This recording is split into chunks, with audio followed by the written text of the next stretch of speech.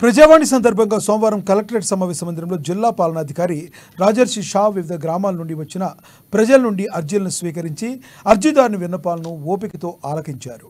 కొన్ని అర్జీలను అక్కడికక్కడే సంబంధిత అధికారులతో మాట్లాడి పరిష్కరించారు. మొత్తం 103 దరఖాస్తులు రాగా అందులో ప్రధానంగా పెన్షన్, స్కూల్ అడ్మిషన్, ఆశా వర్కర్లు, మున్సిపల్ కార్మికులు తమ సమస్యలు పరిష్కరించాలని విన్నవించారు. అలాగే సంజయ్ నగర్ నుండి భట్టి సావర్గాంగ్కు రోడ్డు వేయాలని కాలనీ వాసులు కోరగా దరఖాస్తులు పరిశీలించి వాటిని సంబంధిత శాఖ అధికారులకు రెఫర్ చేశారు. తక్షణమే పరిష్కరించాలని ఆదేశించారు. రామ్నగర్కు చెందిన దివ్యాంగుడు శ్రీధర్ తనకు ఉపాధి కల్పించాలని విన్నవించగా మహిళాశక్తి ద్వారా చేపడుతున్న కార్యక్రమంలో భాగంగా బ్యాంకు నుండి లోన్ ఇప్పించి అతనికి ఉపాధి కల్పించాలని డిఆర్డీఓ సాయనను ఆదేశించారు.